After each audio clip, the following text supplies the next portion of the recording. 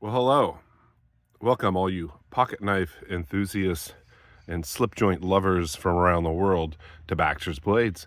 You're entering the Tiger Pit. Today, we're going to check out another full-size Copperlock. But first, I want to give thanks to Steven at Sanctified Leather. He makes amazing slips. He was nice enough to send me this beautiful Pueblo leather slip, customized with my initials, AB, on the back. And boy, I tell you, I pulled this out of the package and smelt it.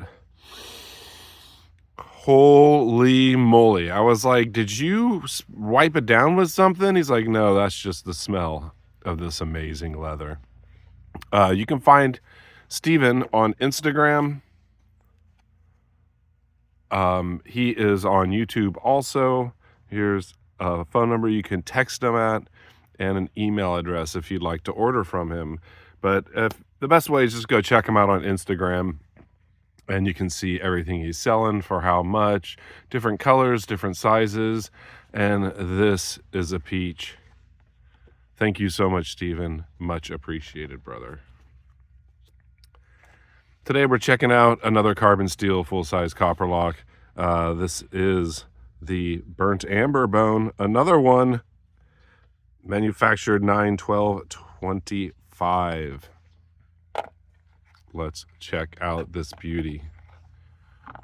I carried it the other day, and I've already done a short, so there's fingerprints all over it, of course. Fantastic knife. It is the Warncliffe. Just give it a quick wipe down. Probably should put a polish on it. You can see I'm already getting some wear on it. Beautiful. This is with the dog bone shield, tested XX. Beautiful burn. Like I said, I've already done a short. You can go check it out. I would compare it to my full-size Trapper, which is a little bit lighter and less burn, but I will bust them all out when my Sowbelly Stockman comes in the mail. Let's get a close look. Love the Rogers jig on it. Brass pins, brass liners, nickel silver bolsters. Beautiful fit and finish. We have a centered blade, long pull, Warncliffe. Now I do notice, look how close the tip is right there. Boop. It's right there. Now, of course, it doesn't hook. And if I want to drop it down lower, I can file down the kick there. But having it, see how close that is? So close. Once I start sharpening it and take some material off that tip, it's probably going to stick up, and I will have to file down the kick. But no fit and finish issues on this whatsoever. Beautiful transitions. The shield is nice and flush. Maybe a minor, ever so minor gap. I don't know if you can even see that, but it's a midlock, backlock.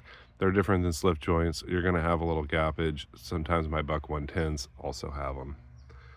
What a beautiful knife. Goes so well with this slip, Steven. Much appreciated. Though, so I'm not going to compare this to my full-size Trapper. I did want to bust this out, though. Let me give it a quick wipe. Boy, I got to put a polish on these. Using them with greasy hands. I actually used this the first day. The Red Hill Bourbon Barrel White Oak. Yeah, I used this the first day. Cut the end off some Lexel, which is kind of like a heavy-duty silicone sealant.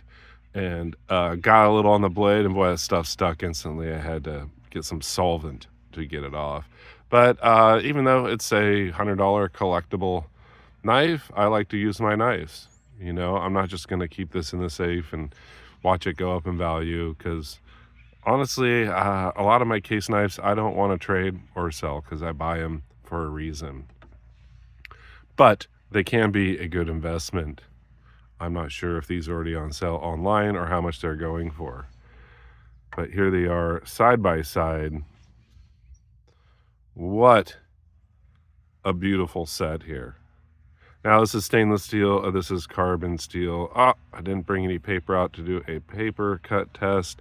I already knocked the burr off of this. It's got really nice edge, and they always come with a very nice point on them. But let's check this one out. See how much I could pull it up before the tip even came out. So it seems like it is sunk down deeper. I don't know if we can tell with a side by side. You might be able to tell. It does look a little bit deeper, but that's not a problem. I mean, you sharpen your blades over time, and let's say the tip's sticking up, just file down this kick with a hand file, and it'll bring it down there. You just don't want to do it too early because it prevents it from getting blade wrap. Now, I'm not sure how this one would get blade wrap. This pin here is really not sticking up. I guess you could get wrap on the tip if it came crashing down, but what a beautiful piece. I really wish this was a clip point also. But I do have plenty of clip point Copperlocks. These are nice flat edge on them, hollow ground.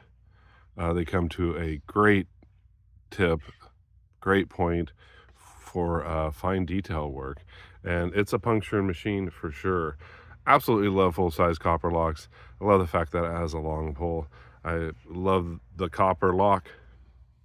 copperhead aspect to it for dropping in and out of the pocket. Now I use slips, so it's a non-issue for me, but I actually like these better than the case copperheads. Now they're different. You get the security, a locking blade, and it actually has some snap, like a slip joint. You know, it just doesn't flop down. But yeah, I'm already getting some tarnish here. Look at that. Now, I was carrying it in my pocket, sweating. This is essentially new. I carried it for a day. But case base will shine them back up. I was carrying them in the slip, so that could be a little discoloration from the leather. Wow. What a beautiful slip. Steven's gifted me so many amazing slips. And like this one right here, I carry it religiously. And this one has a trapper in it. So I think that's about it for today. Like I said, I'll do a full comparison with all three of my burnt ambers from this family. Carbon steel, beautiful, can't go wrong. Some are lighter, some are darker. We'll do a comparison of that when I do an unboxing. Well, thank you so much for joining me in the Tiger Pit. It's a little bit overcast today, and it might rain later, which is kind of odd this time of year in Northern Cal. You all stay sharp, be kind, and take chances. Take care.